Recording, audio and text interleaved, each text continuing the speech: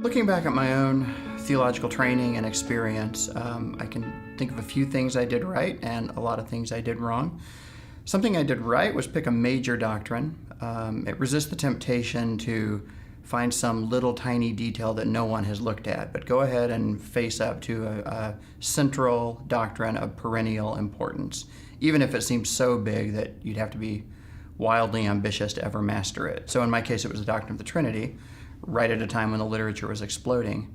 You have to kind of give up on the idea of total mastery and just be happy to be involved in the main currents of the discussion.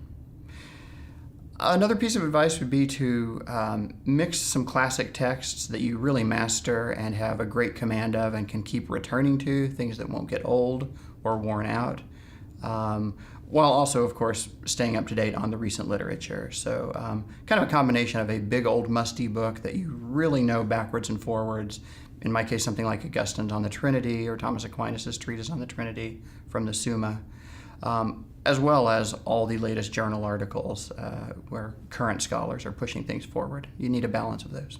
Even though it's a little bit crazy-making to climb the barrier of research languages early on, it seems like just a constant hassle in early graduate education, it really is worth doing. I picked up Greek early on in seminary, put off Hebrew, and as I'm getting older, it's beginning to look like I'm not sure I'll ever really pick up Hebrew at this point.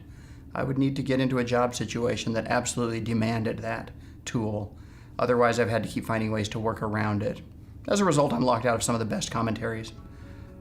Whereas languages I took on early, I continue to use and develop in my research.